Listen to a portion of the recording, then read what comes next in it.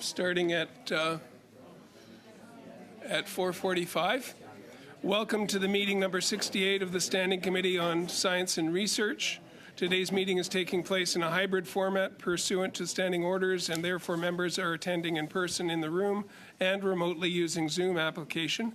For those participating virtually, I'd like to outline just a few rules that you may speak in the official language of your choice. Interpretation services are available for this meeting. You have the choice at the bottom of your screen for either floor, English, or French. If interpretation is lost, please inform me immediately and we will ensure interpretation is properly restored before resuming the proceedings. For members participating in person, proceed as you usually would when the whole committee is meeting in person in the committee room. Before speaking, please wait until I recognize you by name. If you're on the video conference, please click on the microphone icon to unmute yourself. Those in the room, your mic will be controlled as normal by the proceedings and verification officer. Please, when speaking, speak slowly and clearly, and when you're not speaking, your mic should be on mute. Although this room is equipped with a powerful audio system, feedback events can occur, and these are usually occurring when the microphone and earpiece are too close together. So please, for the sake of our interpreters' safety, make sure that your earphones are well away from your microphone when you're handling them. A reminder that all comments by members should be addressed through the chair. So then for those pursuant to Standing Order 10831 and the motion adopted by the committee on Monday, September 18th, 2023, the committee resumes its study of integration of Indigenous traditional knowledge and science in government policy development. It's now my pleasure to welcome Dr. Anne Salomon, Professor of Applied Marine Ecology and Social Ecological Systems Science by video conference. Also, we have Kielju's Barbara Wilson, a Haida scholar and matriarch of the Sawet ruling Eagle Clan, Kumshua, by video conference. We also have from the Council of the Haida Nation, Chief Nang Jingwas Roos Jones, Hereditary Chief, by video conference. And we also have Bruce McLean, Director of McLean Environmental Consulting, by video conference as an individual. And we have the Torngat Wildlife Plants and Fisheries Secretariat, Dr. Jamie Snook, Executive Director. Now, each organization or individual will be given 5 minutes for your remark, after which we'll proceed to rounds of questions. So we'll get started off with Dr. Anne Salomon, and from Kielju's Barbara Wilson, ruling Eagle Clan, for 5 minutes, please.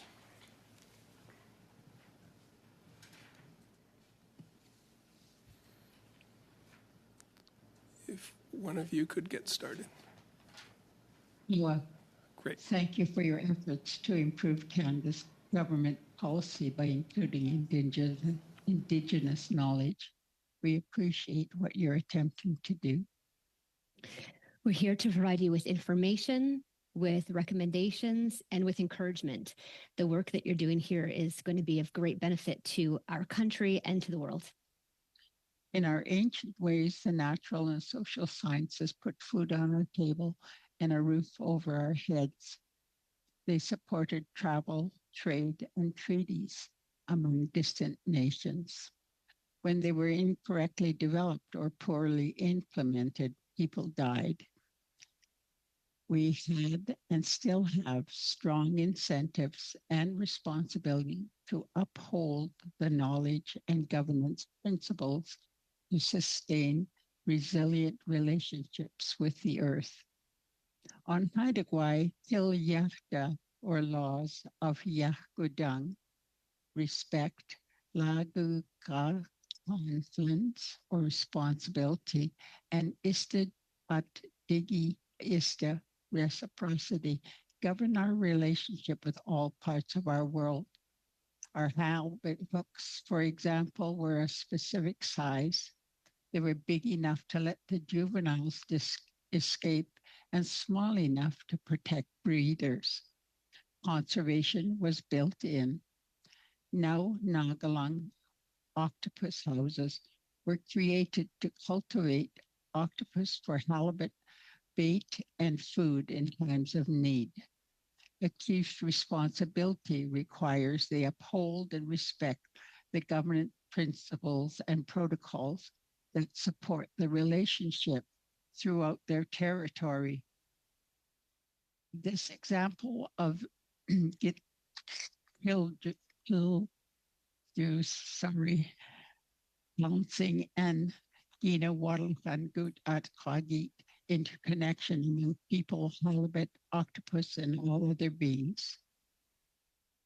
Indigenous nations across the Pacific developed a diversity of fishing and mariculture technologies, like the octopus houses you just heard from Kittle Juice, and clam gardens, fish ponds, all of which maintain the persistence of populations of a diversity of marine species. These technologies were tailor-made to place, and they were developed through time based on careful observation and experimentation. These examples inform our three recommendations to the Standing Committee. One, Indigenous sovereignty must be recognized in Canadian government policy development before the inclusion of Indigenous knowledge. Canadian policies must not only include Indigenous knowledge, they must also recognize Indigenous rights and responsibilities to access resources and manage them. Indigenous knowledge can't be extracted from the people and the processes that govern this knowledge. Just as evidence becomes legitimate through peer review in Eurocentric knowledge systems like the one I operate in, Indigenous knowledge also is developed and governed through nation-specific protocols. Recognize diversity and sovereignty among knowledge systems. Each Indigenous community generates and governs its own knowledge and laws specific to their social and ecological environments. Government policies need to reflect the unique context in which Indigenous knowledge is generated and governed. Indigenous and Eurocentric knowledge systems are inherently different. They cannot and should not be integrated or assimilated. Instead, they should be considered side by side. Our third recommendation is that Indigenous knowledge can be and should be used to develop solutions to contemporary challenges and crises. Today's challenge of climate change, of biodiversity loss, and social inequities are by no means new. Although their magnitude is certainly unprecedented, Indigenous communities have a long history of responding to extreme climatic events, ecological change, and sociopolitical disruptions. Our world is a basket. We need to trust that our food and our places are safe for future generations. When a basket has a hole in it, things leak out. We need the strong fibers of our knowledge woven together. We have consulted Lana Algalang chiefs and Guljat matriarchs for these recommendations as they carry the knowledge. The chiefs carry the knowledge, the responsibility and the caring for all parts of our world. Great, thank you. Thank you both for your presentation. And now we'll go to Bruce McLean, Director of McLean Environmental Consulting, for 5 minutes, please. Thank you, Mr. Chair. My name is Bruce McLean. Certainly very grateful for the opportunity to share some of my practical experiences with respect to these important questions in front of the committee. I've spent 20 years approximately working with Indigenous people and scientists on these very questions with a specific lens of environmental monitoring and management. So I've been leading development of Indigenous community-based monitoring programs. So these are designed using Indigenous knowledge and elders' knowledge with science to understand impacts in the region I work from bitumen exploitation and hydroelectric development and climate change. And I'm currently helping build, we're calling it the NEPI 2 Research and Knowledge Center. It's a not-for-profit. It's linking Cree, Dene, and Métis knowledge and people of Fort Chipewyan, Alberta, with Parks Canada. And that's the Wood Buffalo National Park area It's also a UNESCO World Heritage Site. So the NEPI2 Research and Knowledge Center, it's one of the first ventures that's going to co-manage a national park. Applying, we're calling an integrated research and monitoring program. So it's employing Indigenous knowledge and elders with science together to inform park management. So that is a unique approach. I'd like to focus specifically on your question number one in front of the committee on the ITK use integration into policy. So, and because most of Canada's policies were intentionally or systematically designed really to exclude Indigenous people from decision-making spaces, that now asking to acquire it for use, we have some room, we need some extra steps to make up for that. And I've been employing something since about 2006. I call it a basic framework that looks at, we're trying to build a foundation for meaningful involvement of Indigenous people, not just their knowledge. I'm sure you've heard that already in front of the committee. And capacity is at the heart of the issue. So if you want ITK into policy, you somewhat need to invest in it at a reasonable level, at least somewhere towards what you do for science and technology. And so what I'm saying, building this capacity means having Indigenous people existing in spaces to do this work and with the means to do the work. That implies like training, core staff capacity, you need people with salary, honorarium dollars to meet with elders, infrastructure, equipment, data support. So a really good example of this would be the broad support for the First Nations National Guardian Network. In the case of my work with Parks Canada, they've provided dollars for Indigenous knowledge coordinator positions, direct contribution agreements, again, for involvement, people to exist in those spaces. So if you have capacity, then you need to work towards the broad participation. So open, transparent, effective communications. We're looking at, again, access to information, data, and procedures, some plain language summaries, looking at protection of ITK, rules around its use, and some part of mediation process as you're getting started. So this is really the relationship phase. You need to be flexible in approach. You have to work at the trust and building the rules so that you can explore that ITK collection and sharing. In the case of Parks Canada, again, with the nations, they developed an Indigenous knowledge use and ownership agreement that was signed, support for task teams, working groups. This is the building the bridge. But if you get to the point where you've got people to do the work and the trust built, this is where we're actually doing the collection and sharing of ITK. This brings up the Indigenous values, community sustainability, because going back to what I said earlier, the policies need to meet the nation's own vision for themselves. It's not just Crown government, it's not industry. So this looks at considering the unique needs of the Indigenous communities, their values, and then we mentioned Section 35 rights or Treaty on Aboriginal Rights where there are treaties.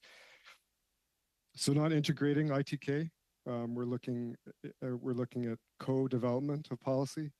And so in our case, again, the NEPI2 with Parks Canada, we're co-developing a monitoring program. So the where to look, what to look for, when to look for, how to manage data, how to assess findings, communicate findings. It's a braided approach. With that foundation, once the homework's done, I strongly believe Indigenous groups will be able to be meaningfully involved in that policy co-development, using their own knowledge. So to conclude, in the case of the work I've been doing with NEPI2 and Parks, early capacity was given to communities and commitments made up front to work on co-management. That means that the work was able to unfold. Because nations, they don't just share their ITK for someone else to use and interpret. Their traditional knowledge becomes part of that meaningful process of self-determination. And that's what I came here to share with you today. So thank you very much for the time. Great, thank you. Thank you for sharing. And now we're going to the Council of the Haida Nation from Chief Nang Jingwas Russ Jones. Welcome to our committee for 5 minutes.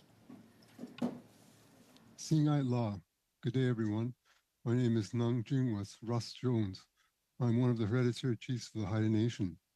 I'm joining you today from the village of Skidegate in Haida Gwaii on the west coast of Canada. I've worked for First Nations in the Council of Haida Nation in the area of fisheries and marine policy for more than 3 decades. I will briefly talk about my experience incorporating Haida traditional knowledge into 2 collaborative initiatives involving the Haida Nation in Canada. The two projects were developing a marine spatial plan for Haida Gwaii and developing a rebuilding plan for Haida Gwaii herring. The first project, the Haida Gwaii Marine Plan, was completed by the Haida Nation and the province of British Columbia in 2015, as in its 8th year of implementation. Traditional knowledge was a major source of information in the development of the Marine Plan. I shared a copy of an academic paper with the Standing Committee that describes the collaborative government-to-government process that we went through to develop 4 marine spatial plans for northern coastal British Columbia. The marine spatial plans were co-developed by First Nations in the province of British Columbia. We used a nested approach to planning that started at the scale of First Nations territories. The Haida Marine Traditional Knowledge Study was completed by the Haida Nation over 3 years from 2008 to 2011 and prior to the formal start of planning. It involved marine chart-focused interviews with about 56 Haida. We recorded information and Haida knowledge about more than 4,000 locations and 150 marine species. A few days ago, I provided a brief summary of our work to the Standing Committee that we captured in a publicly available map of Haida Gwaii and a brochure. The traditional knowledge studies supported the zoning and management direction in the marine plans. These plans were approved in 2015 after 3 years of intensive work with government and stakeholders. This work has also been contributing to development of a marine protected area network for northern coastal British Columbia with the federal government. Next, I'll touch on the Haida Nation's work with Canada over the past 5 years to develop the Haida Gwaii herring rebuilding plan that is in its final stages of approval. The plan was cooperatively developed by the Haida Nation, Fisheries and Oceans Canada, and Gwaii Haanas Protected Area staff. Haida traditional knowledge about herring was documented in a number of studies that were led or co-led by the Haida Nation. These are described in an appendix to the rebuilding plan that I also provided to the Standing Committee. Traditional knowledge, or TK, informed the establishment of reference points for fisheries management. These are target levels for rebuilding Haida Gwaii herring stocks based on ecological, economic, and socio-cultural objectives. TK helped us to understand spatial dynamics of stocks, and we adopted finer stock structure for management purposes in order to improve socio-cultural outcomes. TK led to a better understanding of the effects of fisheries, and we incorporated the lower impact of the commercial herring, spawn, and kelp fishery compared to the sacro fishery into fisheries models. TK also documented ecosystem changes that may be as a result of climate and predator changes. And finally, TK supports and informs co-management decision-making and reconciliation processes. In closing, I'll touch on 4 of the lessons learned. First, the 2 projects I mentioned required many years of discussion and negotiation and encountered many barriers before they came to fruition. They could have proceeded more quickly if there had been enabling policies and resources. Second, barriers to the acceptance and use of TK can be addressed through collaborative governance processes that support the exploration and sharing of Indigenous traditional knowledge and science. Key elements are forming relationships and developing trust between the partners. It helps the relationship to formalize key understandings and decision-making structures through written agreements. Third, traditional knowledge studies are ideally led by Indigenous groups. However, many Indigenous groups lack resources and capacity to engage fully on resource development issues.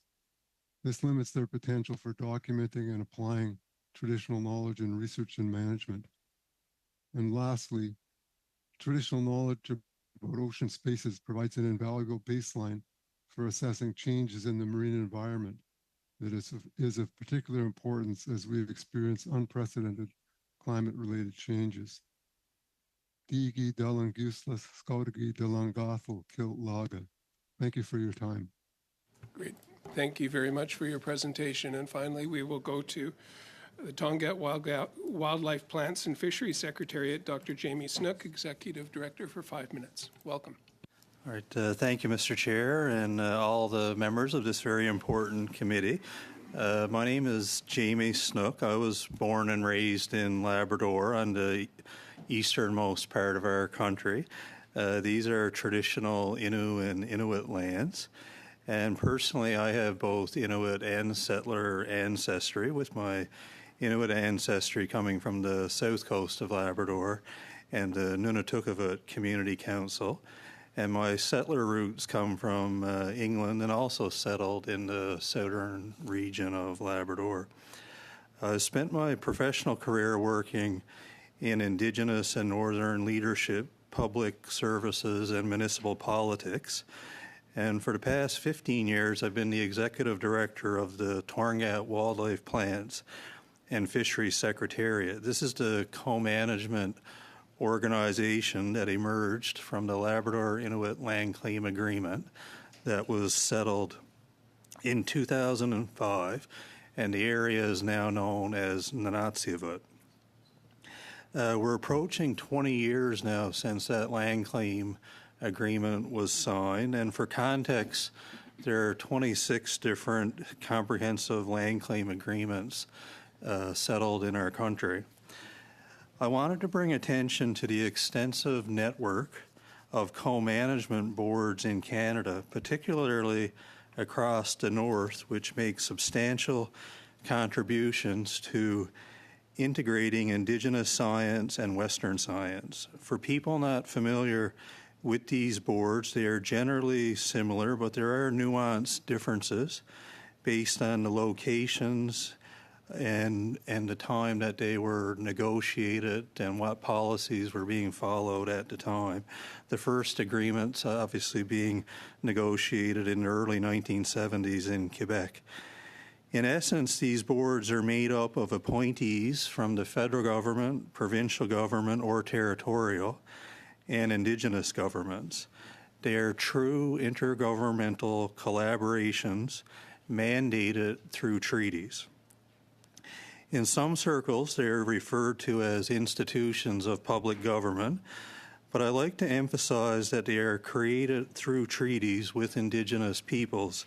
So, for example, the boards that I work with, I like to emphasize and refer to them as Inuit co-management boards to put them in their proper context. So if you could envision a shared space where all of these appointees come together, work with the best available knowledge, and reach consensus. Despite the strengths of these co-management boards and the opportunities for their leadership and inclusion, their recommendations and decisions are often not implemented or used to their fullest potential in government decision-making. This network of co-management boards have mandates, legitimacy, structure, funding, experience, and an immense amount of Indigenous knowledge and sciences are utilized in these processes. Indigenous knowledge on these co-management boards comes in many different forms. These boards have Indigenous knowledge holders appointed directly to their boards. Their work involves extensive community consultations and engagement with communities and rights holders, and there are often extensive hearing and legal processes. These boards are also engaged in and lead research and regularly complete Indigenous knowledge studies to gather diverse forms of knowledge and ways of knowing. So co-management boards across the North can play a significant role in making sound decisions that prioritize the health, well-being, and culture of people, while supporting thriving ecosystems. All of this is happening by using both Indigenous science and Western science.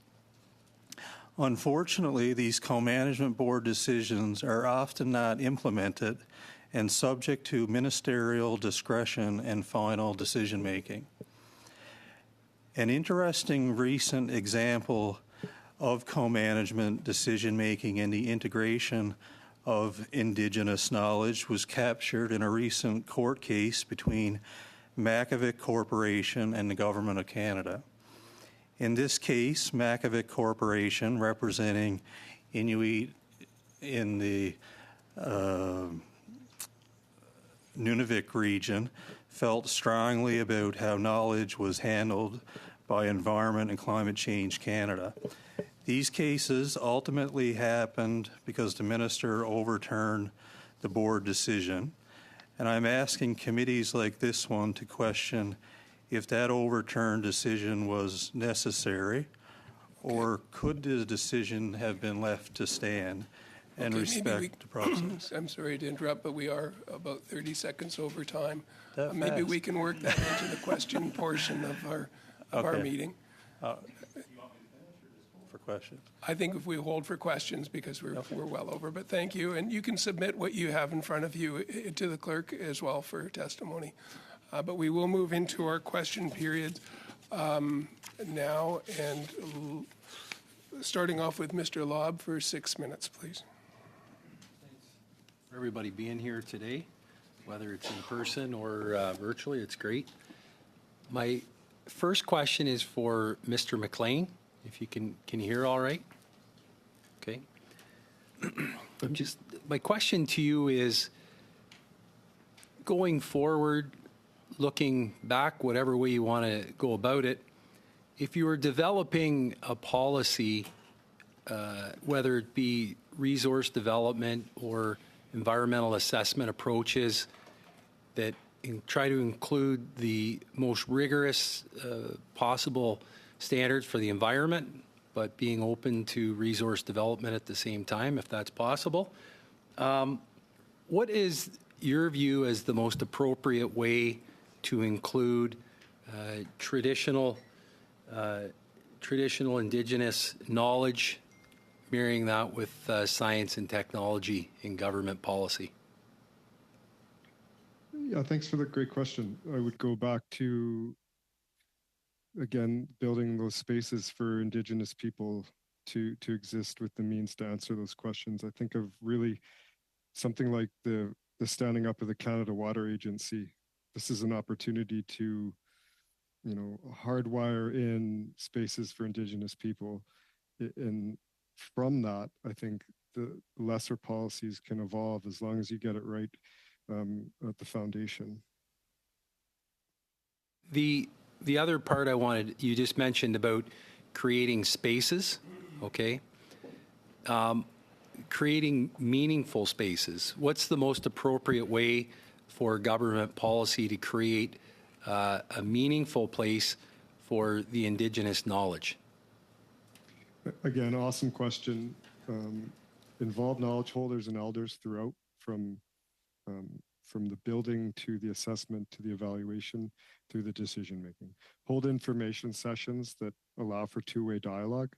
We often think going into northern communities or First Nation communities that people want what people in the South want. They don't always. So you really need to park some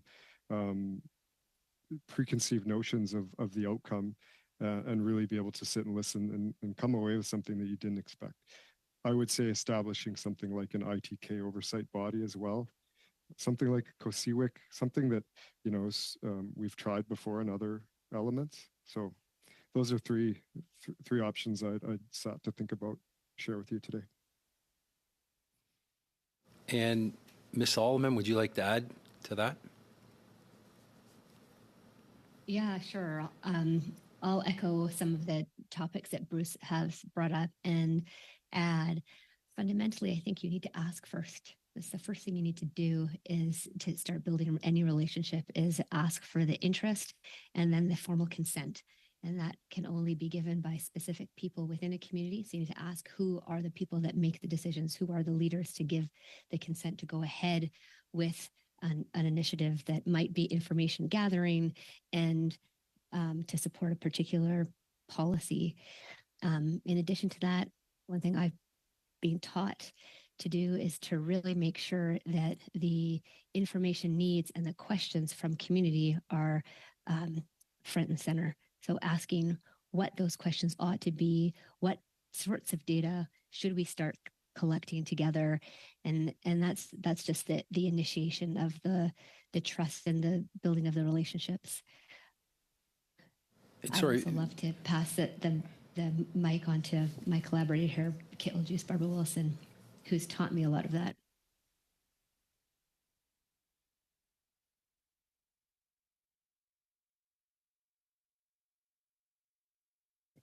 Sorry, my pointer is wandering here. I think that building trust, and Bruce brought it up, and it's very important to be transparent and let people know when they're involved what your intentions are and hear what they're saying. So asking first and building on their concerns and the things that they see out on the land is very important, because they're the ones that suffer first when we make decisions that aren't kind. So I feel that listening and building on the strengths of the knowledge that the people hold is very important. So that goes back to governance, ways of governance, and building policies, looking at what the laws of the land were prior to them being submerged with government policies, etc. Barbara Wilson, I have another question for you, or a question for you, and it's around the area of consultation, which is obviously a significant part of government policy, I would argue, and obviously a big obligation of business if they have a project.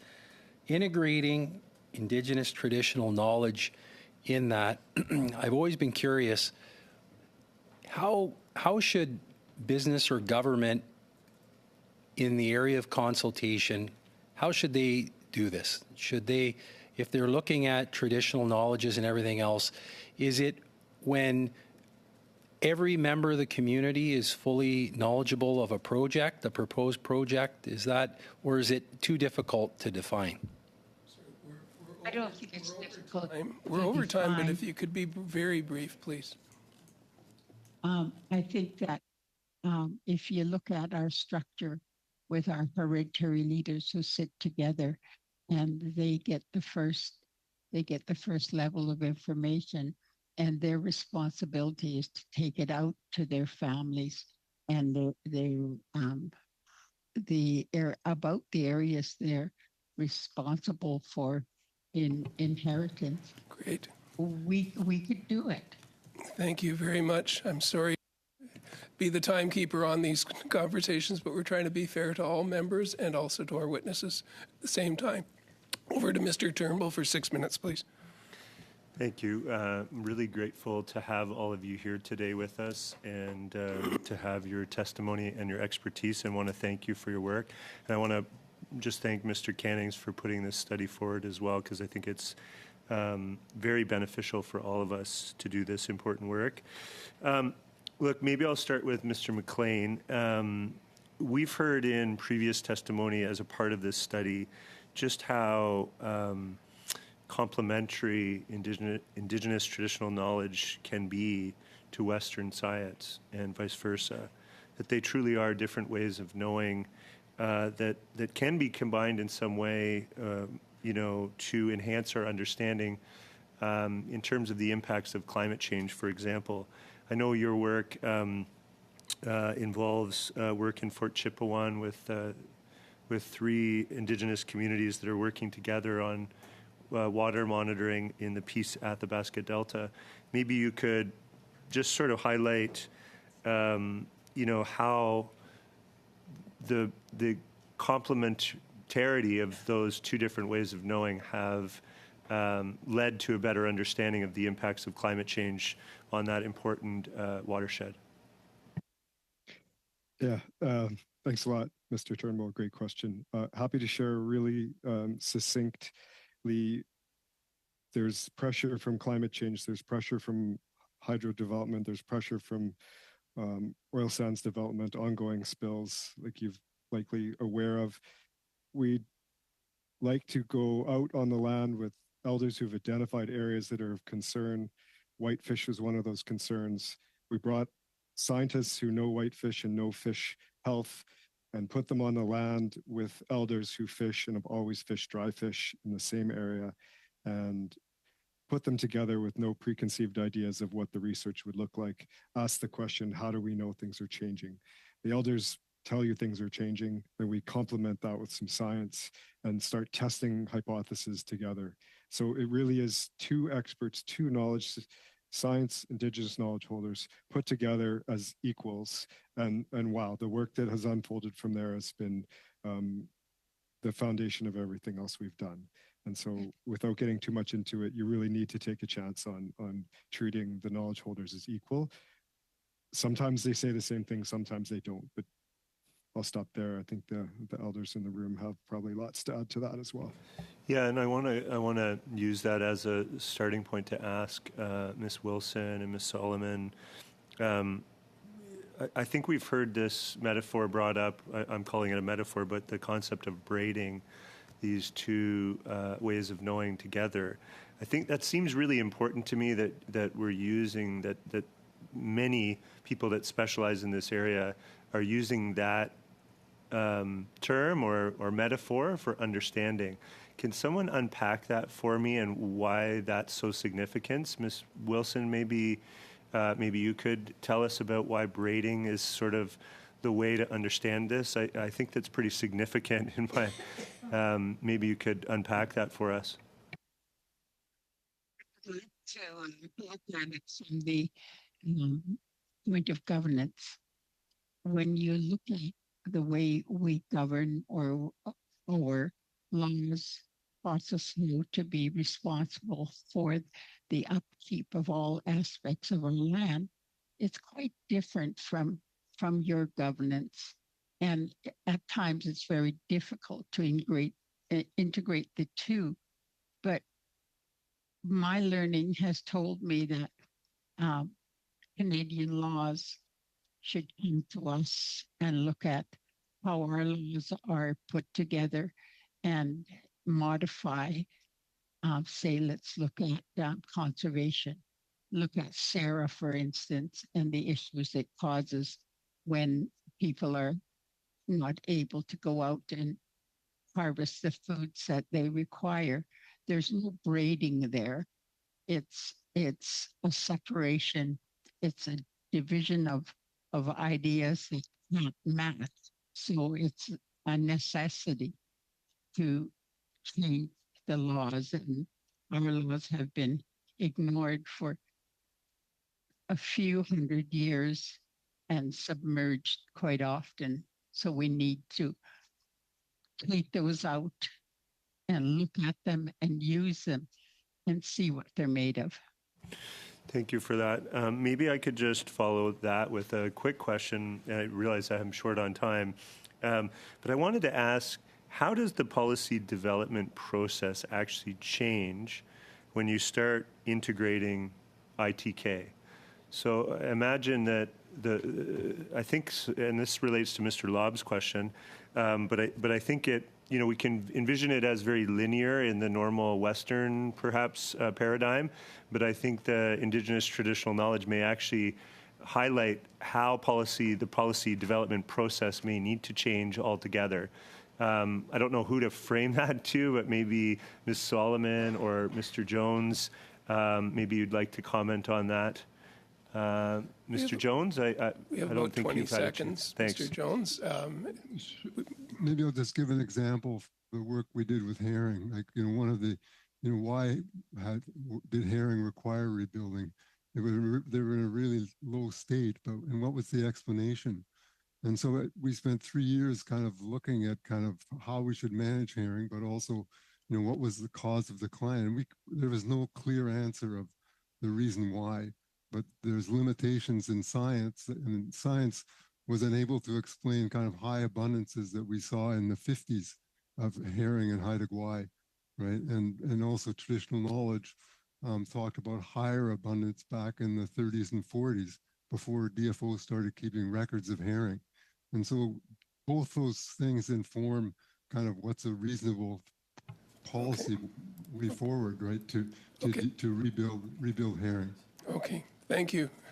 Well done in a short time. Mr. Blanchet-Choquin for 6 minutes, please. Merci, Monsieur le Président. Je salue les témoins qui sont. Thank you, Chair. I'd like to welcome all of our witnesses for this study. My first question will be for Madam Solomon. So I'd like to hear your opinion on a particular point. How can we bring together the traditional knowledge, well, rather scientific knowledge and Indigenous knowledge when we're trying to come up with policies and trying to make decisions? J'aimerais répondre. I would like to answer in French, but it will be hard for me, so I will be answering your question in English. You asked me and gave me time again to talk about Western science and Indigenous knowledge and how it can be brought together to inform policy. I think you've heard some great examples from Russ Jones and Barbara Wilson and Bruce. I'm going to give you another example of something magical and innovative. Maybe some of you have heard of ancestral clam gardens. These are intertidal rock wall terraces built by people thousands of years ago, 4,000 years ago, that we've shown by bringing Western science and Indigenous knowledge together can double to quadruple the production or the amount of produced clam food in one place. They're truly outstanding. These are not only things to marvel at as technologies, but they can be used well into the future, thinking about extreme climatic events. So by bringing our knowledge systems together, we've figured out how these things work. And one way they work is they keep beaches cool because they change the slope of beaches and they stay wetter for longer. Seawater has a high heat capacity. And so these clams can grow twice as fast. When you get these extreme climatic events like heat domes, for example, which we experienced in the Pacific Northwest several summers ago, or extreme heat waves through the warming of the actual ocean itself, these things can cool down clams and they can allow them to grow and not get diseased with bacteria. So these are some technologies by when we bring in information together with these two ways of understanding a system, two lenses, almost like at different scales of understanding. We can bring in genetics, we can bring in stable isotopes based on hypotheses given to us by our Indigenous collaborators. We can see how these work, and it has real policy implications for how we manage the foreshore and make them resilient to future climatic disturbances, for example. Merci, Madame Solomon. J'apprécie le fait que vous. Thank you, Madam Solomon. I really appreciate that you gave us an example, and you are a professor of applied marine ecology and social ecological system science. So I'm just trying to understand, when we're trying to come up with public policy and we're faced with traditional knowledge and scientific knowledge, how do we tell a belief apart from scientific knowledge?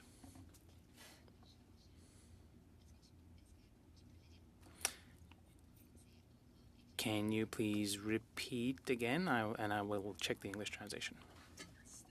So how do we do the arbitrage, if you will, or distinguish between what is knowledge, what is scientific knowledge, and what is belief, what is tied to traditional knowledge?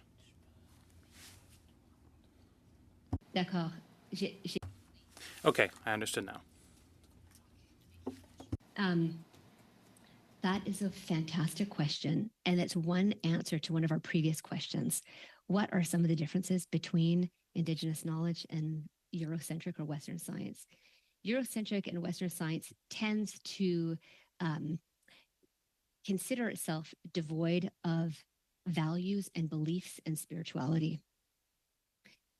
Indigenous knowledge captures that all together. It's inclusive of values and it's inclusive of spirituality. And those are some of the very big differences. Now, Western science or Eurocentric science has also been criticized because often many of the biases and beliefs that Western sciences have, although we say it's objective, is influenced by our lens of looking at things, which speaks to what Bruce was saying earlier and what Russ was identifying too. When you bring these knowledge systems together and identify the different values people hold, I think that's actually where some of the opportunity space is for policy development, because policies certainly are should be informed by evidence and science, but they're also, whether we are explicit about it or not, guided by values. And as Caitlin Juice mentioned, many of our policies do not explicitly address that. Like the Species at Risk Act, they're definitely driven typically by Eurocentric values. And that influences scientific Western science and Eurocentric science in the questions we ask, the data we use, and what we actually deem as legitimate. And so the more we recognize that and are very transparent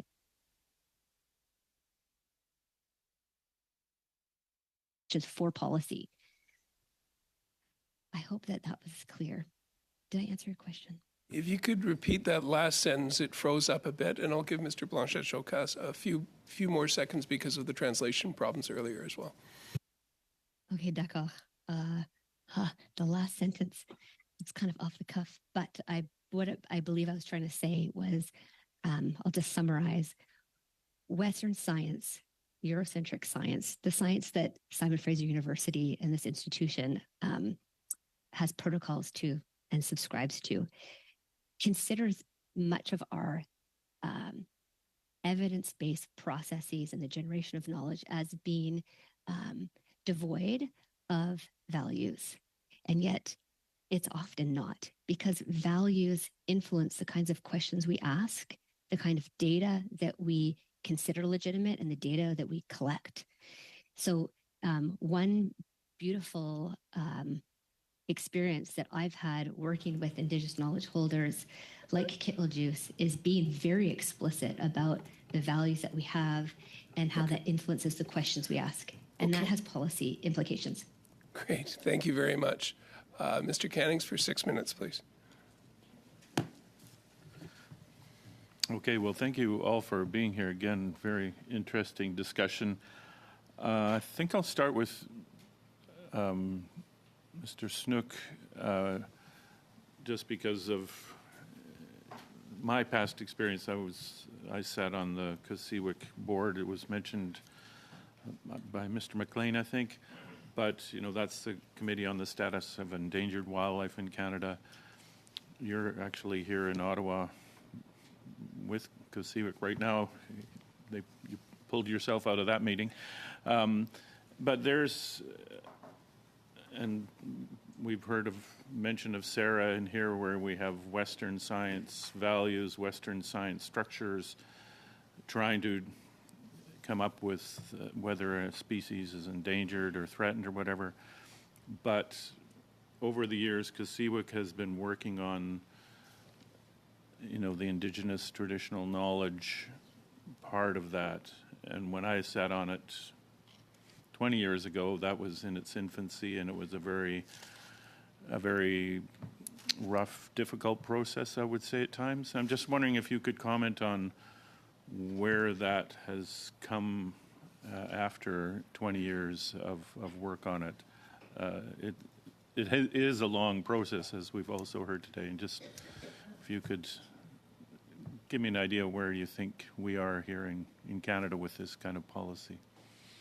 Well, with that committee in particular, there's no doubt there's been challenges, but there's also been some successes. And I know this week there were 2 different species that were assessed that did have Indigenous knowledge included in their assessment. So one was the killer whale, and an immense amount of knowledge was available to the committee from British Columbia, for example, and the different First Nations there. And the second species was ivory gull, and a lot of knowledge about that was known in amongst Inuit communities. And I could give another example of where a couple of years ago, well, 10 years ago actually, the Torngat Mountains caribou in Labrador were considered data deficient because in the language of CSIWIC.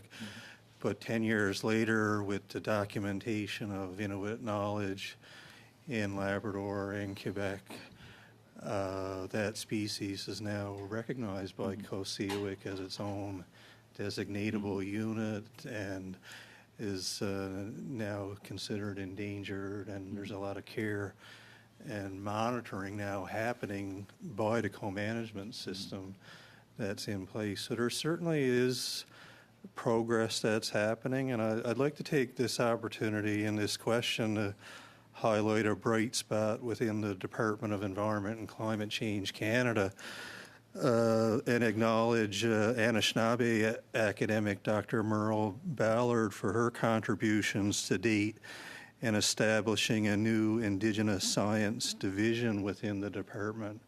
And I think that's really innovative and needed, and I'm really hopeful of where her work is going to go within that department.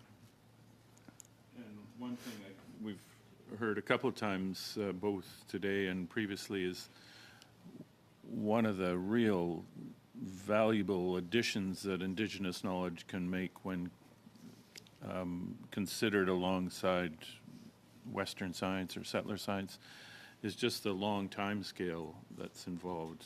And when you're considering what the trajectory of a species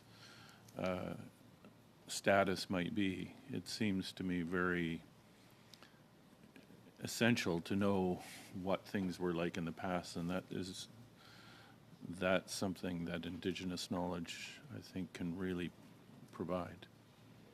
Yeah, and I guess to expand on that thought, it's not just the past, but in all of our Indigenous communities in Canada, there is continued and ongoing monitoring in our communities, like Bruce McLean has mentioned already, and in a lot of cases, science does not necessarily get to budgets in the North and in Indigenous communities, and we're left with only our local knowledge to make decisions. So one of the points that I would like to make to this committee is to not get hung up on this idea that Indigenous knowledge always needs to be complementary or braided into Western sciences. In a lot of cases, it would be inappropriate to even do that, and just trust that Indigenous knowledge and science can stand on its own merits and use it, because in a lot of cases,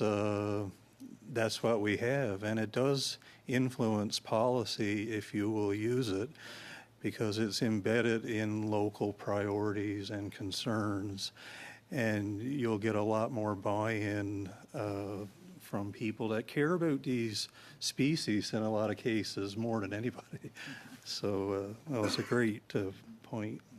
But think forward-looking when it comes to Indigenous science, yeah. Yeah, I know what you mean.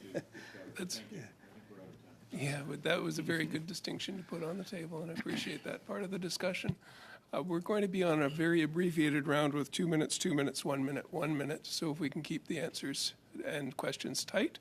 Mr. Soroka, over to you for 2 minutes. Okay, I'll ask my one question then. I'm not certain if this is for Ms. Wilson or Ms. Solomon. In your work with coastal Indigenous communities, how do you blend traditional knowledge with the marine ecology and address environmental challenges?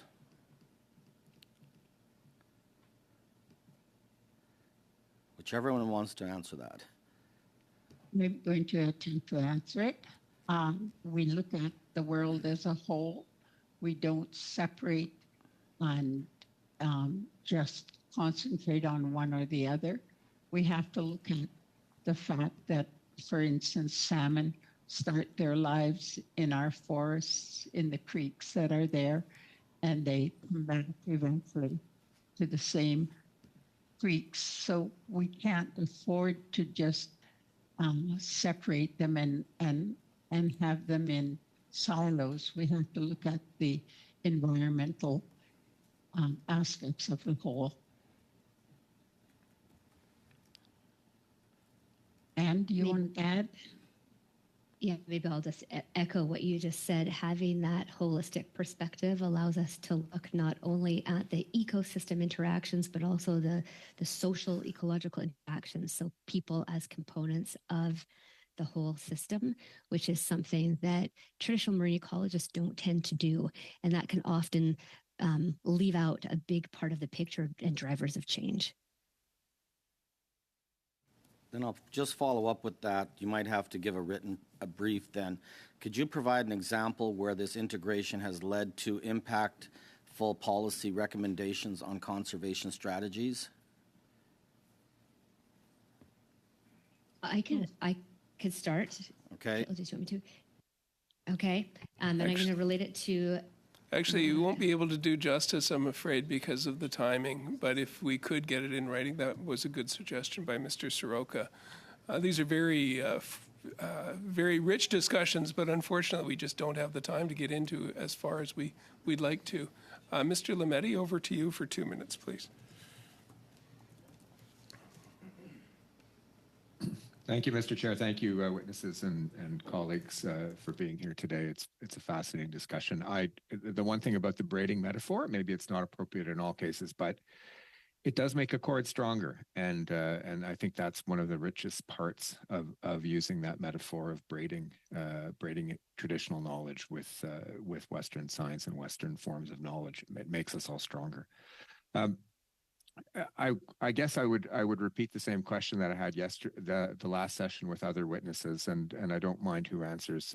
Kiljusa, obviously, we'll start with you, as well as Chief Jones. But does UNDRIP and the principles or the philosophy behind UNDRIP help reinforce the dialogue with respect to finding the harmonies between Indigenous knowledge and Western knowledge? I would say it could, if you follow the intentions of UNDRIP and not just talk about it. Thank you. And I'd add that UNDRIP does reinforce kind of the need to work together collaboratively. You know, UNDRIP does talk about getting free, prior, and informed consent for resource developments and or plans. Thank you, Chief. I'd hoped to get up to Haida Gwaii last summer, and I didn't quite make it when Minister Miller was there. But hopefully, at some point down the road, Mr. Chair, that's all the questions I've had. Terrific. Sometimes it's quality versus quantity, and those were great questions and answers. Thank you. For 1 minute to Mr. Blanchet-Joca. Merci beaucoup, Monsieur le Président. Thank you, Mr. Chair. I will ask a question to Mr. Snook. So in your opening remarks, you referred to integrating traditional knowledge with Western knowledge. And during Monday's morning, we were told that there is a fundamental difference between Western knowledge and traditional knowledge. And that the first tries to get as specific as possible by controlling variables to observe phenomena. But when it comes to traditional knowledge, phenomena are observed with a much wider lens in a holistic manner. So do you agree with this definition? And what do you think are the strengths and the weaknesses of each of these approaches? Thank you. I do agree that with the braiding metaphor as well, and I understand that the difference between the Western scientific method and traditional knowledge, but I do worry sometimes that when we refer to traditional knowledge, it's backward looking, and the concept of Indigenous science and the ongoing monitoring of the environment and the local nature of that ongoing monitoring by Indigenous peoples and community is often not necessarily as much different from science than you might think. Like Inuit people, for example, where I live, monitor things like sea ice every day, and they've been doing it for years. And I'm going to try to be brief for the chair, so sorry about that, sir. Thanks for your understanding. Mr. Cannings, for a minute, as close as you can, that would be great. Thanks. I'll try to be quick. I'm going to go to Mr. McLean, and you seem to have a lot of experience across Canada and elsewhere in the world. I just wonder if you could very briefly give me an assessment, or give the committee an assessment of where we are in Canada with this whole process of properly using Indigenous knowledge for policy work. Thanks. You're here, you're doing this work, so you're catching up. The elders I work with, they're quite frustrated. They have knowledge. It's really it doesn't have an outlet. And a lot of times they're spent trying to explain and justify that changes have occurred through development that's impacted them quite seriously. So the things that they've come to rely on and have confidence in are gone. And so there's been some really destruction of the way that traditional knowledge works. But I wanted to really quickly point out Indigenous knowledge is such an active and living part that they got cell phones in Fort Chipewyan in the Peace Athabasca Delta in 2012. They got cell coverage for the first time. Within about 6 weeks, people knew exactly where to go to get a signal. And so there's this constant refinement, there's this constant evolution that we have to remember and make space for. Great. I'm just rambling. No, I'll stop there. That was very, very good. Thank you. Really appreciate all the witnesses for being here, and I can see that our time is set up on Western standards versus Indigenous standards, and unfortunately, that's the way our committee is forced to run by the rules that we've set in previously. But thank you all for being with us and for sharing your knowledge with us for our study. You can, of course, as I said earlier, submit anything further in writing to us, and we do have one direct request for writing, but if there's other things you can submit to help our study, that would be appreciated. For the members on Zoom, if you can stay with us, we will be suspending briefly so that we can get one witness from our next panel signed in on Zoom and checked for audio, and we'll ask the others to leave or stay in the background, and we'll get our new panel in. So we'll suspend just for a minute or two. Thank you.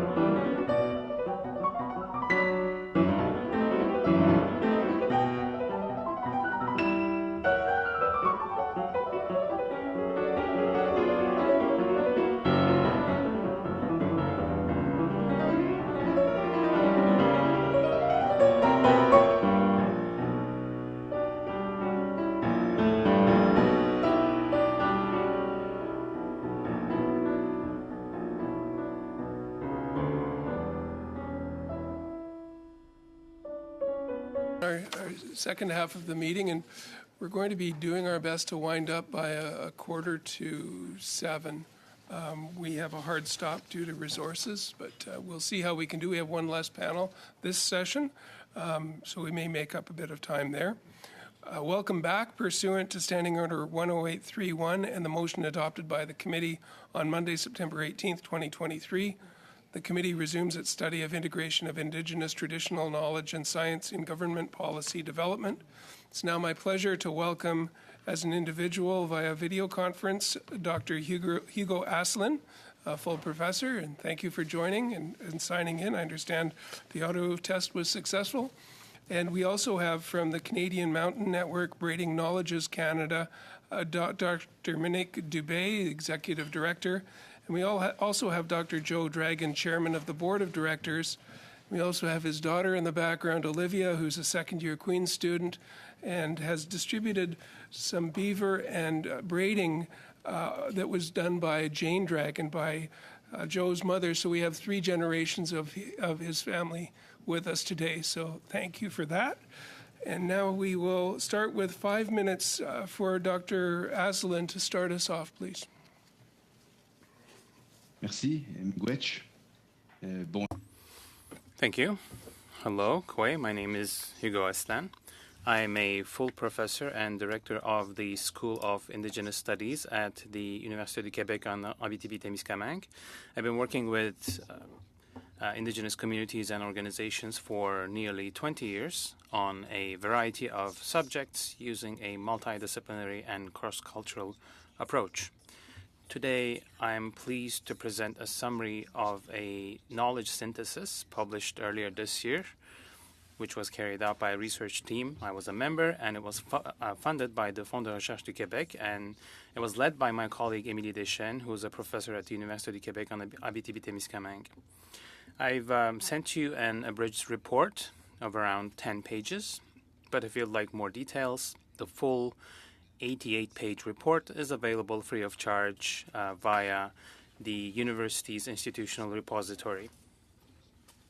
And I sent the relevant information to the committee staff.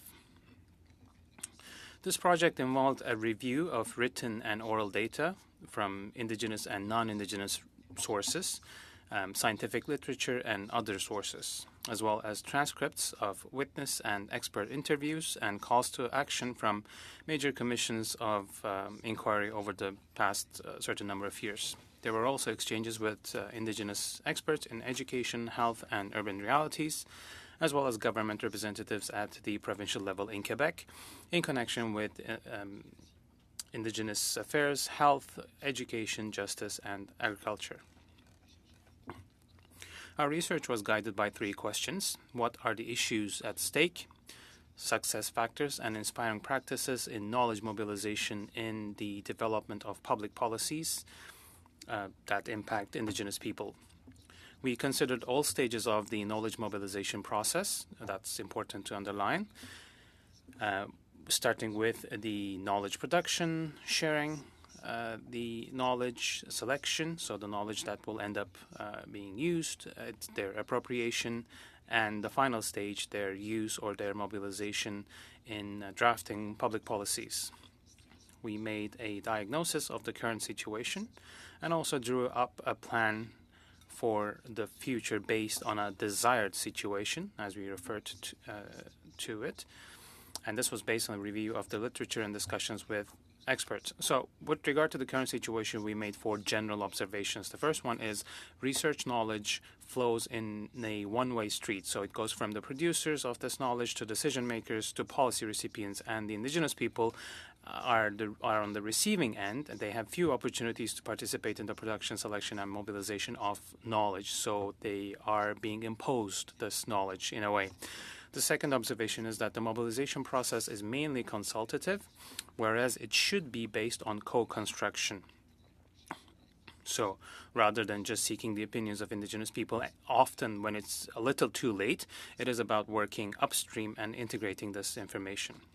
And the third observation is that policy development is based almost exclusively on academic research, and co-production with Indigenous communities still is unfortunately rare. And the fourth observation is the links between producers, users, and recipients are weak, which complicates the intermediate stages of mobilization, which, for instance, are the sharing, selection, and appropriation of knowledge. So when it comes to the desired situation, we have identified a number of possible solutions, and this is in no particular order. But we can start with reciprocity, openness, cultural humility, and dialogue, which are essential conditions. If you don't have those, you cannot do the rest. And having an equal relationship, considering scientific and indigenous knowledge on an equal footing, we have heard previous speaker refer to this, with a two-eyed seeing approach. The process must be led by, for, and with Indigenous people and authorities at all stages with a view to self-determination. Again, that is very, very important and in line with UNDRIP. And we should also make room for traditional modes of governance, for consultation, research, and ethics protocols developed by indigenous bodies. It's not enough simply to adapt existing policies. We need to review them from top to bottom using a co-construction approach.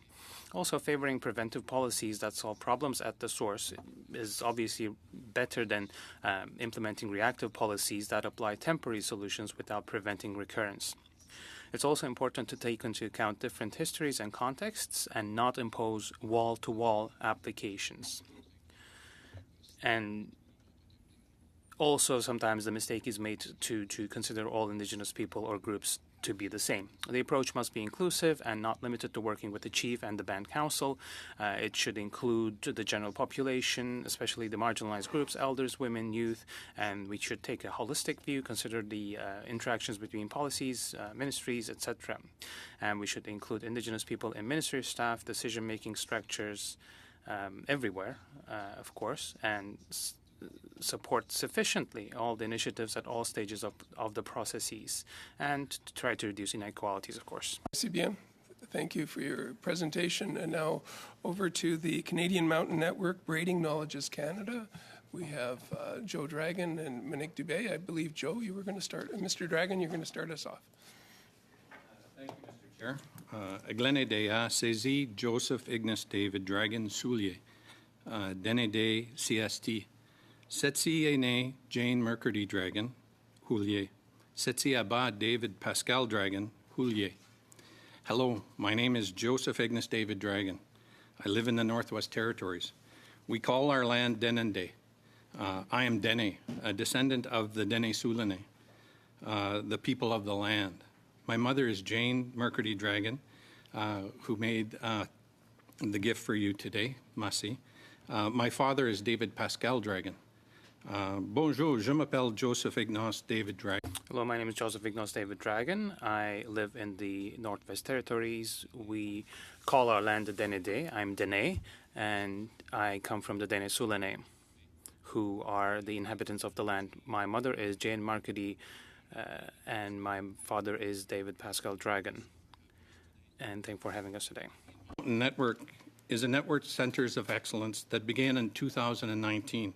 Pioneering ethical and equitable ways of conducting natural science that respects Indigenous peoples, leading to better scientific and community outcomes.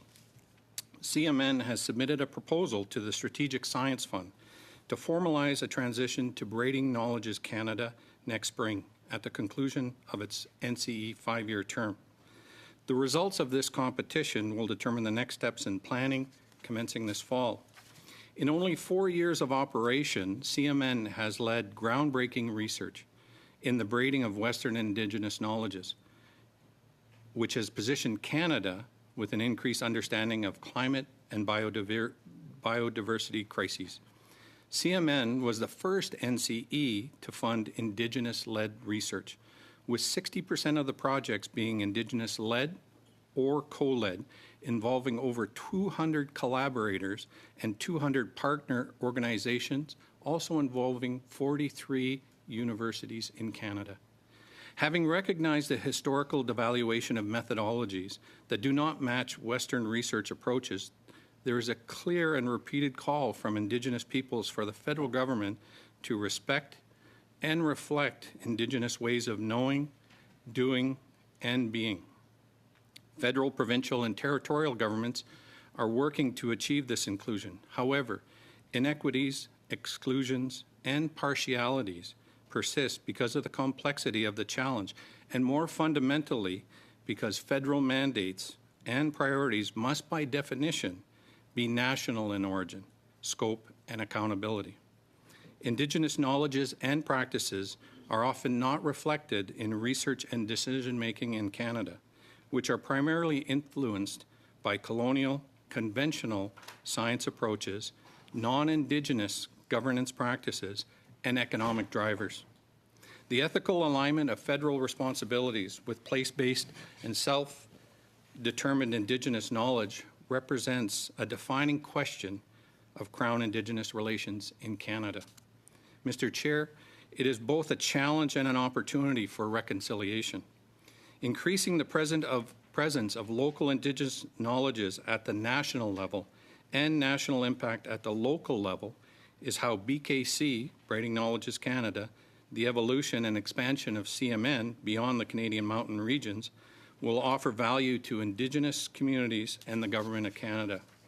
We have demonstrated that research organizations can facilitate reconciliation through research and can help the Government of Canada successfully implement many measures outlined in the June 2023 UNDRIP Action Plan. CMN has shifted mindsets and is building understanding by creating ethical spaces for knowledge co-production, a critical contribution to Canada's commitment to reconciliation with Indigenous peoples. We've invested over $10 million in research and partnerships nationwide that combine natural, health, and social sciences with humanities and place-based knowledge to address knowledge gaps and improve policy outcomes, including Indigenous and Protected Conserved Areas, IPCAs, Indigenous stewardship of bison restoration in Alberta, recovery of caribou in the Central Rockies, reassertion of Indigenous place names in the North, the inclusion of Indigenous knowledges in transboundary Yukon salmon agreements, the inclusion of Mi'kmaq knowledge of aquatic ecosystems in Quebec, and community-based monitoring of climate and health in Nunatsiavut. Mr. Chair, there is a need for experienced nonprofits like ours that are supported by First Nations, Inuit, and Métis researchers and their communities, and non-Indigenous contributors to the research ecosystem to facilitate linkages between Indigenous-led, place-based, community-driven research and various cross-cutting federal priorities. Following an organizational expansion, we can offer the collaborative space and opportunity for federal departments to connect with local knowledge and initiatives in a streamlined, meaningful, and impactful way.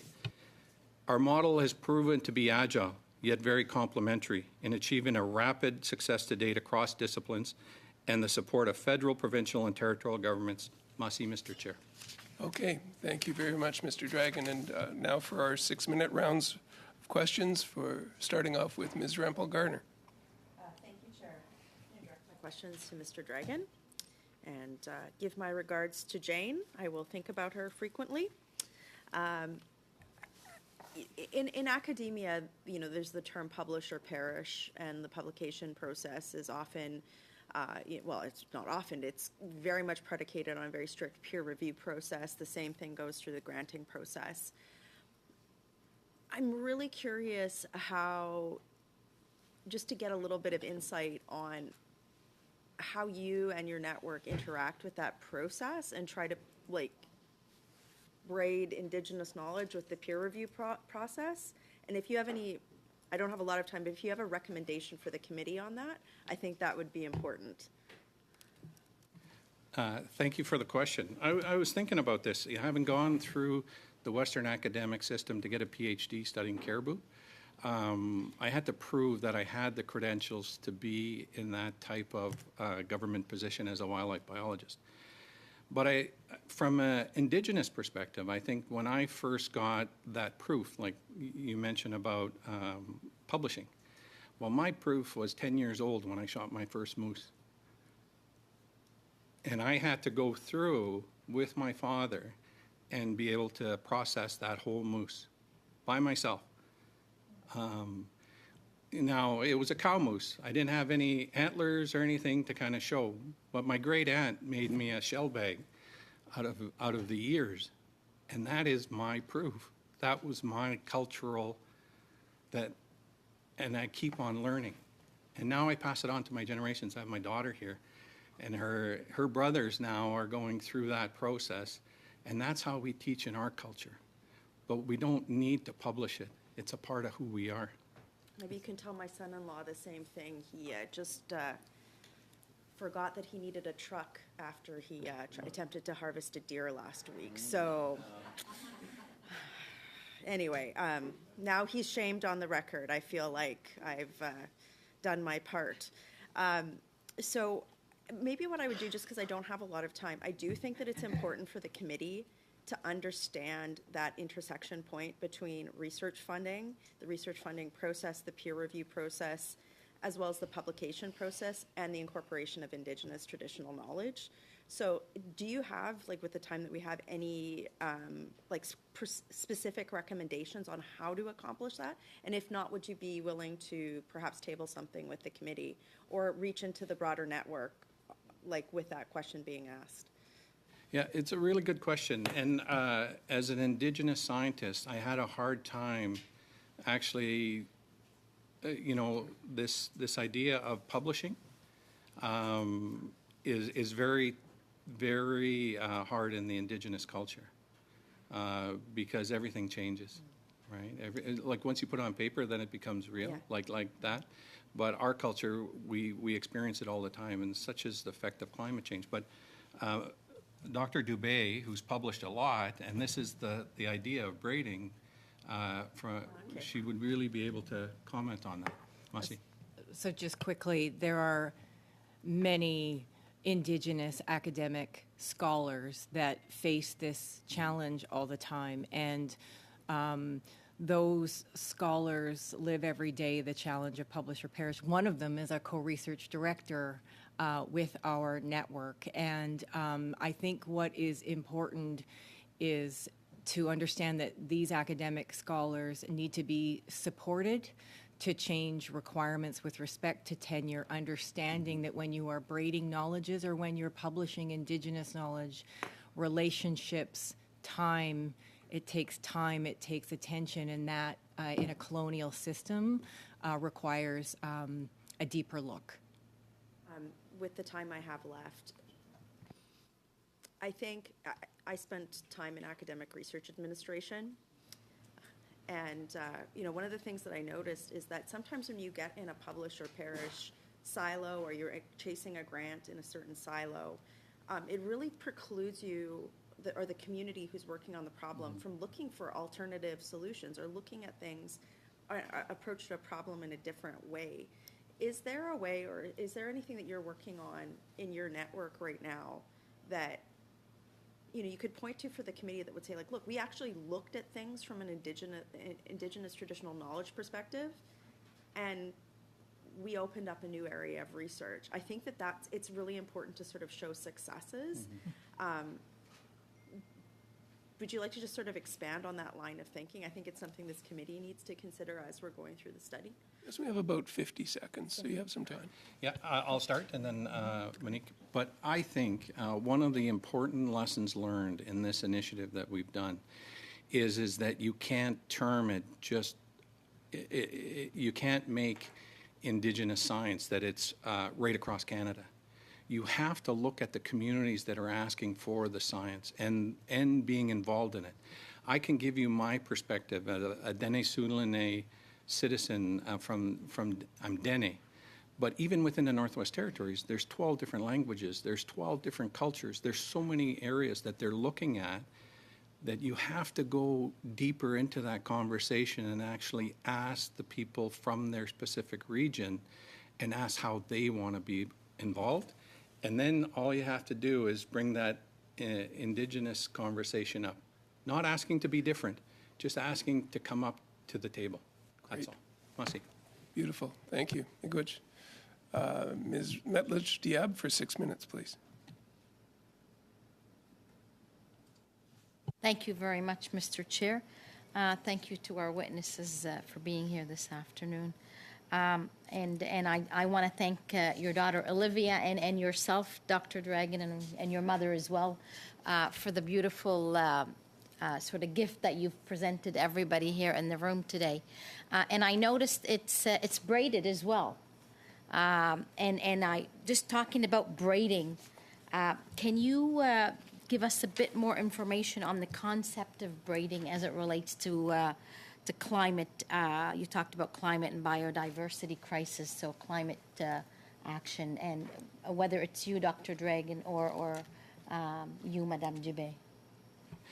I'll start and then I'll pass it over. I think it's on purpose. The braiding, and it was mentioned earlier that it makes it stronger. But if you look at the braid and if you're holding it, what you can see is they're very distinct pieces of yarn that make up that braid.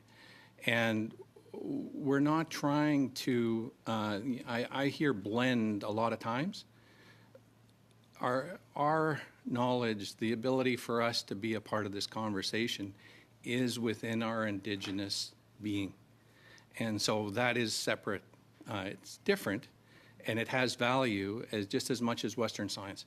And I think this braiding, making it stronger, is the opportunity for us to give that lens of we need to be able to provide an opportunity to see science from a different perspective. And then we can make good decisions on that science. Masi, I'll turn it over. So an example, the Clinziza caribou herd in northeastern Alberta and British Columbia was on the verge of extirpation, and provincial and federal governments and their management practices were unsuccessful in sustaining that herd. We funded research that was led by Clayton Lamb at the University of British Columbia and Chief Roland Wilson, who's with West Moberly First Nation. They have quadrupled the size of that herd through the braiding of Indigenous and Western knowledge, working together to recommend management practices with respect to the reclamation of linear features, which we know is a significant issue with energy development and other development. And so that is an example of how the power of the knowledges together have solved a significant, not solved, but advanced a significant issue with respect to caribou abundance in an area of Canada, with the objective of eventually establishing a harvest to reestablish the rights to harvest caribou. In my experience as a scientist in Canada, rarely do you see the science transcend to management practices, to mitigating impacts on rights in terms of reestablishing the right, and in this case, to harvest caribou. So that is an example of the power of braiding. So I'm learning a lot from this particular study. It's not one that I was familiar with, particularly all of the terminology that's been used, and I'm going to relate it to another study that we did earlier on in our mandate about citizen scientists. And there we heard from many witnesses and the importance of getting knowledge from the local community. And in your own words right now, you talked about experienced nonprofits to facilitate linkages. So I want to give you that opportunity to advocate a bit more for this type of knowledge and the need for it, and what can the government of Canada do, but also what are the linkages between the different levels of government, academia, perhaps business, and so on. Thank you for your question. I think when you look at the opportunity to do this in a collaborative and an inclusive space, when you're bringing in academia, when you're bringing in Indigenous organizations and groups that want to be a part of these types of initiatives, I can tell you that the relationship that the government has had with Indigenous people has not been great. So that initial reach out of being involved in research, when you have Western scientists coming on our lands, poking and prodding and then leaving, and then maybe sending a report later on saying, here's what they found, in language that does not mean anything to the community member, that's not a real relationship. That's just sharing information. And I think the opportunity that we have is that if we create the space, and it was mentioned earlier in one of your presenters, if we create the space with appropriate funding to be able to allow Indigenous peoples to be in this conversation, I think you're going to be able to find value in that. And we have very good, evidence so far in a very small sample size. We're only talking 5 years, right? And that's why we're looking at having it, expand.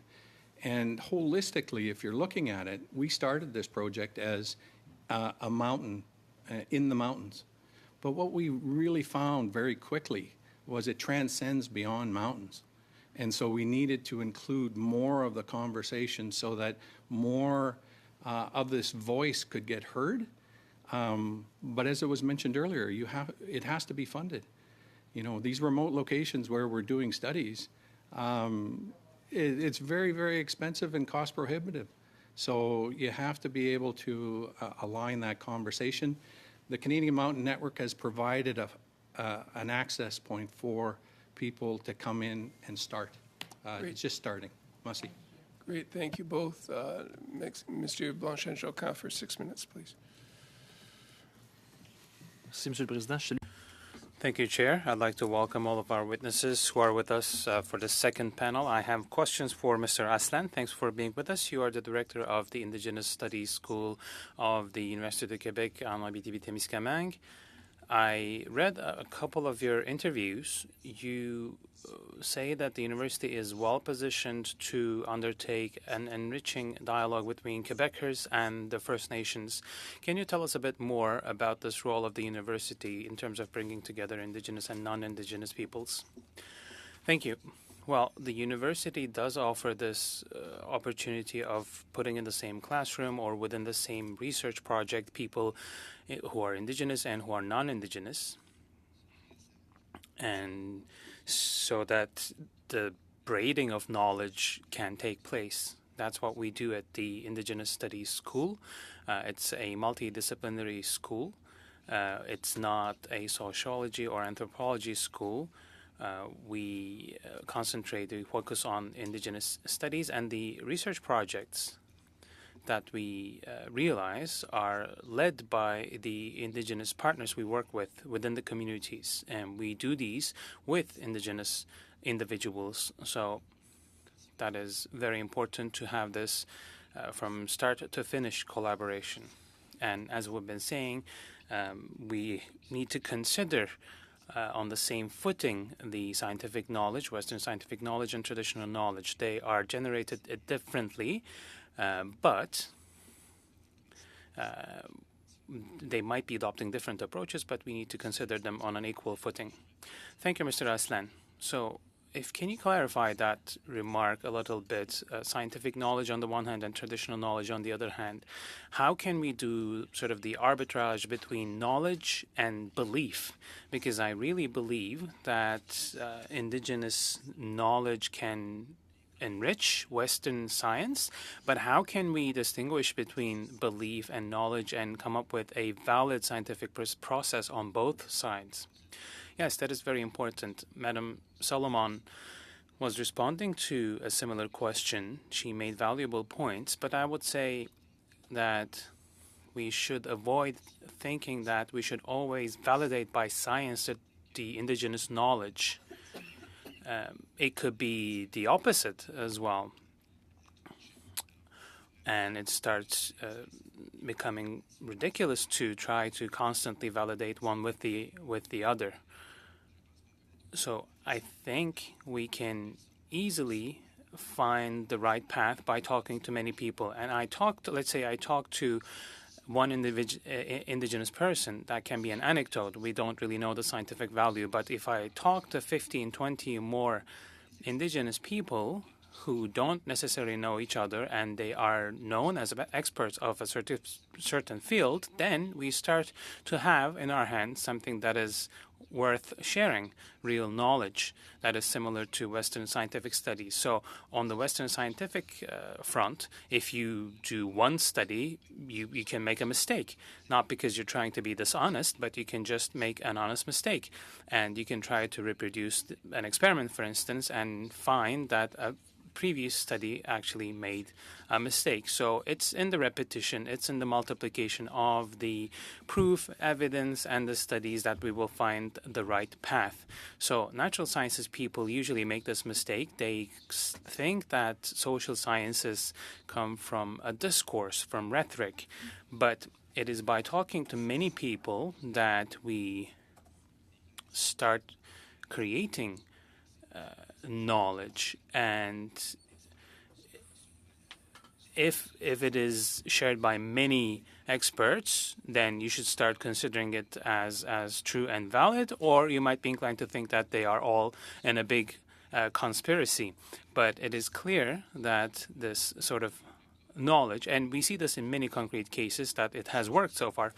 Thank you, Mr. Aslan. So what do we do when we have indigenous knowledge and then Western science who contradict each other? How can we do the arbitrage in that case? It can happen in a legislative process, for instance. Is there a hierarchy, for instance, to follow, or what can you tell us on such a situation? I don't think there's a hierarchy. The first thing would be to listen to each other, and if there is divergence, to ask the question of understanding why this is the case and why that became apparent. So I'll give you an example. A couple of years ago, I think in the Northwest Territories, there were government numbers showing that caribou herds simply disappeared, and they tried to understand what had happened. But the indigenous people of this land were saying that they did not disappear. They changed places, and they do this regularly. This is happening sometimes more frequently. They've simply gone elsewhere. And they had to demonstrate and make their cases multiple times before government employees came with a helicopter to do a flyover and to actually discover this herd that had not simply disappeared. So one of the two methods was made a mistake, science in this case, and sometimes it might be the indigenous knowledge or indigenous method that just makes a mistake. So it's just about verifying on both ends and seeing, trying to understand where the mistake, where the error is, but because at some point they need to converge. To Mr. Cannings for 6 minutes, please. Okay, well, thank you to all the witnesses here today. I'm just caught up in all this talk about caribou, so I'm going to continue on that theme. I've just, Dr. Dragon, Dr. Dubé, you mentioned one project where, you know, I forget exactly where it was, but caribou had increased 4 times or something. I mean, that's remarkable considering the trajectory of caribou populations farther south in the mountains where I live. And I'm just wondering about, you know, trying to get at this difference between Western science, indigenous knowledge. You mentioned linear features being a problem, and so if you replanted, is that what happened? You changed those linear features, and because it strikes me, I think Western scientists have known linear features are bad for caribou for a long, long time, but it's like they do a study and it just gets published and it becomes knowledge, quote unquote, and that's it. Whereas I'm just wondering whether in your projects that you're dealing with, is that indigenous knowledge more part of a process that is really interlinked with policy, that so changes actually happen on the ground? Is that why? I mean, I just wanted to say, gee, we need to get you guys down to southern BC to work on caribou. But is that a difference, would you say? Thank you for the question. I think the difference is the partnerships on the land right from the beginning. And, you know, to be clear, this is work we've supported and enabled. The role of the Canadian Mountain Network is to build the relationships, sustain the relationships, manage all of that administration that takes away from the work on the ground so that the work can be done on the land. And so the difference is that these groups had a problem that was insurmountable facing them, and when they sat down together and bring the decision makers to the table from the very beginning, that is how you transfer the science and the knowledge into the policy and the decision making. So if we are successful in receiving the Strategic Science Fund, one of the first changes to our governance or addition to our governance structure would be a federal advisory panel to work with our Research Management Committee, our Indigenous Circle of Advisors, and our researchers so that we can talk about shared priorities and understanding and serve as a liaison. So in examples like this with the caribou, we can share those learnings because if you do the research and you publish the paper, it doesn't get into the policy and regulation. And we have learned that over and over and over again. How is it done? It's done when you work together right from the very start all the way to the end. And the end is also through adaptive governance and adaptive policy and regulatory reform to ensure the regulations you've developed are indeed protective. And those relationships are sustained for a significant period of time. That is where success is. So thank you. Joe? Thanks, Monique. That's in West Moberly and the Salto First Nation. Yeah. And I just wanted for the committee to think about something as we look at a Western-style approach. Having been a deputy minister of Environment and Natural Resources for the Northwest Territories government, at times you get into very Western-style conversations about caribou, and so when we had the dwindling herds, one of the challenges of that conversation is that you get into a situation where typically if you have a decrease in a population, the first Western methodology is stop hunting. Stop it right now. The push that you have in that conversation is, I'm Dene. I'm Dene Sulane. We come from the caribou eaters. Our relationships are with caribou. And there's a saying, we are caribou, caribou are us. So if you look at putting in that methodology of cutting that relationship out, what you're doing is you're cutting out that cultural relationship between those two entities. And from a Western perspective, you get away with it, you publish a paper and you would put it into the journals and they would say that's what you do. From an Indigenous perspective, what you've done is you've taken that cultural component out of our lives. Yet we have to follow those rules because we're put on a moratorium for hunting.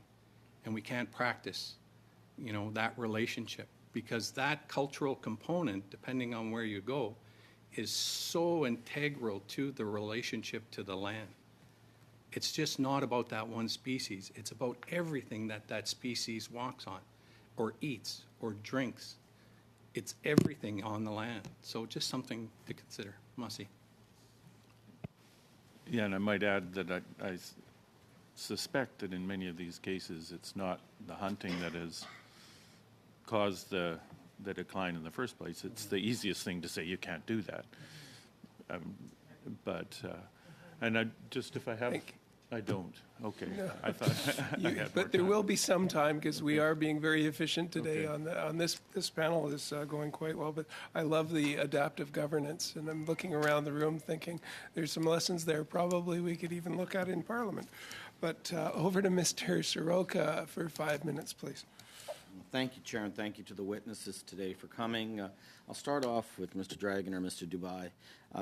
How does you talk a lot about your approach to the system, and I want to learn more about the integration of Indigenous knowledge and Western science and understanding and managing mountain ecosystems. Like, how come you are doing it so much better than everybody else? What's missing that others aren't? We are enablers, and it's about relationships. So our goal is to enable and support, with as few barriers as possible, the research that is being done in a place-based context. So we are constantly challenging the system in terms of how funding is allocated, how you fund Indigenous communities, how you pay honoraria. Our research programs the criteria that are required before you go onto the land and work with the people are very clearly established. So as a not-for-profit, we have the ability to be highly mobile in terms of the resources, the policies, and quite frankly, removing the barriers that many of these communities face capacity challenges. It's our job to make sure that we can build that capacity, and we can also remove some of the barriers associated with colonial administration, as an example. We don't want, the amount of reporting, for example, that's required in colonial systems. I understand it. I'm a Western trained scientist. If I can take that load and help comply with our federal systems and our federal requirements, but take that load off and help those communities build capacity, train within, and do the research on the ground, then that puts the money where it needs to be, which is in the research on the ground. And we navigate those other spaces that are often time and resource consuming for communities.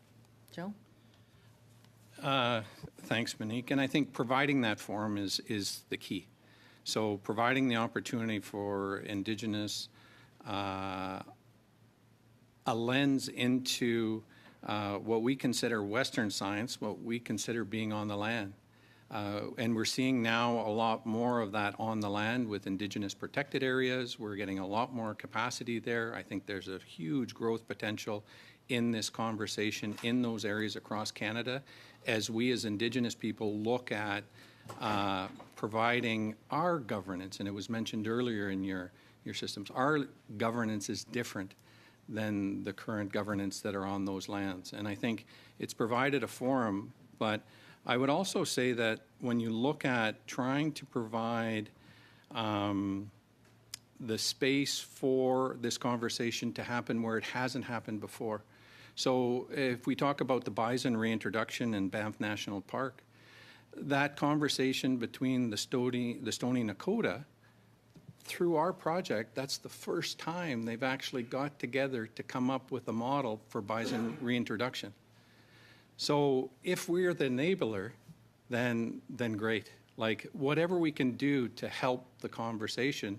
And I think Indigenous groups are looking at us as, here's the opportunity. But with more opportunity, if we get more time, more funding, I think we would even have more results right across Canada. Masi. I think that's a prime example with government is always the bureaucracy. If we're going to do something, well, we need more regulations put in place. That seems to be the biggest problem where you're saying, it's more cultural as well to adapt. Like you said, when the caribou, part of it, we still want to hunt them. And they're like, no, that's not the right way to do things. And I think that's where the traditional knowledge is really helpful and beneficial. Wouldn't you agree? Or am I off base with that? No, thank you. I think it's, again, an opportunity to think of the governance, the management of species in a different way. And I think when we look at it from a Western scientific approach, it's very black and white. We try to, it's developed that way, having gone through the system and trying to do that. In our government approach, we're trying to satisfy the interests and needs of everybody around the table. So I can, look at the example here of you guys MPs from all over Canada. Each of you have interests from your regions. It's very similar Indigenous cultures. In their regions, they have very specific areas that line up to that conversation, and they just want to be a part of it. And so that's what we're trying to do. Masi. Thank you. And Dr. Jacek for 5 minutes. Thank you so much, Chair, and thank you to all our witnesses, in particular Dr. Dragon, Dr. Dubé, and Olivia for the gift. I think every time each of us looks at the braid, we will remember what we're learning from this very interesting study. And to get back just to the purpose of the study, it's how best to integrate Indigenous traditional knowledge and science into government policy development. Our analysts have given us some examples of what other countries have done, in particular Australia, United States, and New Zealand. And just as an example, Australia has developed IP Australia, the government agency that administers intellectual property, started a number of initiatives related to Indigenous knowledge, as an example. The United States has put together particular guidance for federal agencies on recognizing and including Indigenous knowledge in federal policy and decision making. And New Zealand, I think, is really quite far ahead. They have also put together various vision statements. So starting with Dr. Dragon, Dr. Dubé, could you give us some suggestions on how the federal government could use some of these mechanisms, perhaps that have been tried elsewhere, that could be useful?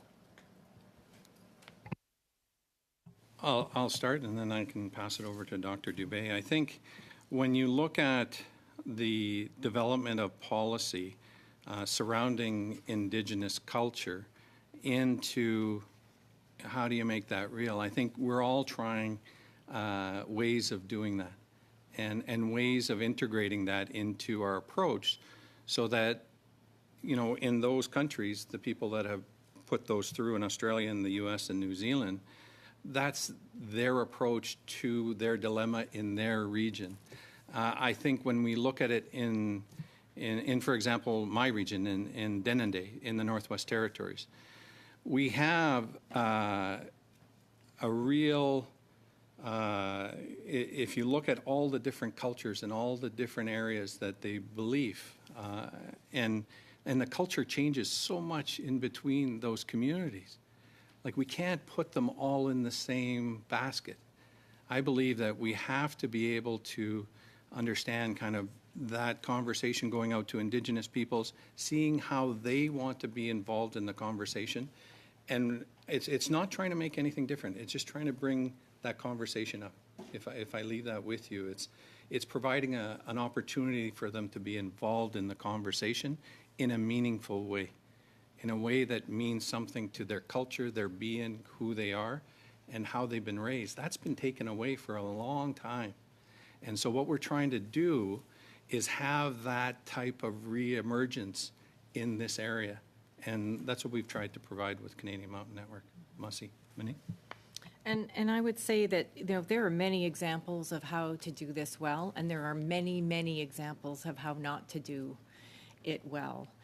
Bring your policy analysts out to the land in the communities where you are interested, that have concerns in a particular policy area that's of interest to the government, and they will see exactly how this is done well in a good way. So that is the solution. It's through training, it's through experience, and it's through awareness. These knowledge systems can come together in a braid and solve some of the greatest challenges that are before us with respect to climate change, the biodiversity crisis, natural resource development. But we have to have the understanding that this knowledge is much deeper and much more holistic than the limitations of Western science. And I am a trained Western scientist, and we require the understanding of, and I would say also the awareness that our direction for policy and regulation is very siloed, and you heard that earlier in the witness testimony. And what we're learning, so for example, I sit on the Crown Indigenous Working Group for potential development of federal regulation for treatment and release of oil sands, mining, water. It's an industry need. It's highly emotional issue in the region, but it is absolutely essential that we understand that the integration, it's not just about the Fisheries Act, it's not just about UNDA, and it's not just about the Health Canada, Act. It's about how those policies and regulations have to interact in a more holistic way. Great. So that's also another learning with respect to policy development. Thank you. Thank you very much. And Mr. Blanchet-Choquin for 2.5 minutes. Merci, Monsieur le Président. Thank you, Mr. Chair. I'll continue with Mr. Aslan. Mr. Aslan, thank you for your answers to my questions a couple minutes ago. So we were talking about distinguishing between knowledge and belief, and of course we know that Western scientific tradition isn't perfect either. But there is another distinguished professor who is a Canada Research Chair, and sometimes he referred to the spiritual connotation of the Indigenous knowledge side of things. And with the scientific research, of course, there are specific approaches, and he mentions that Indigenous people and non-Indigenous people are considered two homogeneous groups, but they are two heterogeneous groups. So there might be different interpretations of knowledge on that level as well. So what would your take on that be? Yes, that is very important. There is no group that's homogeneous. And we had a witness in the first panel today who also mentioned that we shouldn't be generalizing and you should go out and see each of the communities. And there are scientific researchers as well who adhere to different schools or follow different messages. And someone else was saying that researchers aren't purely objective either. They have their vision of things. It is true that Indigenous knowledge has a spiritual aspect. And it can be, and it is hard to understand sometimes when you come from a Western scientific tradition, but it doesn't mean that it's not valid or that it's not true or correct. So as you continue your searching, you actually end up finding a scientific explanation to what Indigenous people have been sharing with us with their more spiritual and philosophical approach. So it's about the method of approaching things. But if you say that I don't have faith, it's spirituality, it's not scientific, then you're not making progress. So you need to trust what is before you. And the more you share, the more you end up seeing. Sometimes you can say, I don't understand the explanation that's been given to me, but I see the phenomenon, so it works. So we can translate it, if you will, into a methodology that would work with the traditional scientific approach. But the fact that you don't understand the path doesn't mean the destination doesn't exist. Thank you very much. Mr. Cannings for the final 2.5 minutes, please. Okay, thank you. I'm going to turn back to Drs. Dragon and Dr. Dubé. Keep talking about caribou and other things. And this whole concept that, you know, in Western science, knowledge isn't knowledge until it's published. And, you know, I know biologists who've been working on fish in some lakes for 30 years and they still haven't published. Everybody kind of knows they're pretty knowledgeable. But I just want to, you were talking about some of the big projects that where this policy, you know, the community knowledge and policy kind of collides, whether it's the oil sands, whether it's the Arctic National Wildlife Refuge in Alaska with oil drilling and caribou, whether it's British Columbia forest harvest policy in caribou. How do you see that? I don't know, you've got 2 minutes, and just if you can tell me how your projects would address those. I'll start real quick. Just a project that we had up in the Sahtu region of the Northwest Territories, looking at a way of, you know, what they did was create a plan for research, monitoring, and then land protection that looked at the Dene way of life, incorporating that. Dene language, very, very, very important when we talk about how much language and how that incorporates into culture, and then further on into the management. And then Dene law in coexistence with caribou. And that's how this project was able to be formed. And from that, a lot of great learnings. So there is examples of creating a forum where it gives a little bit of flexibility of looking and not necessarily just publishing. Masi. So I've been fortunate in my career. I've spent 25 years in energy sector, forestry, pulp and paper, uranium, base metal, diamond mining, that interface or that nexus between Indigenous knowledge, Western knowledge, natural resource development.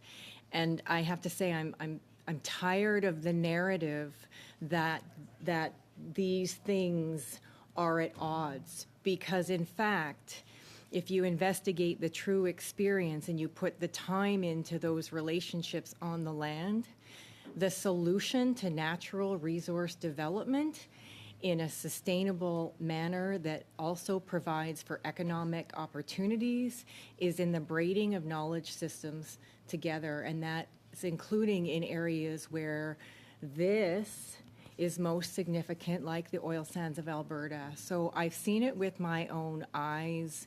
I am grateful for the patience that Indigenous communities and Indigenous people in this country have provided to Western scientists like myself to be patient, to allow us to understand.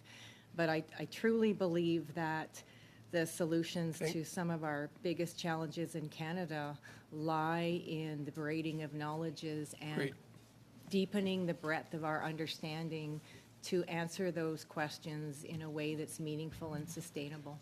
Thank you very much. We went over, but it was valuable to go over. I appreciate your testimony.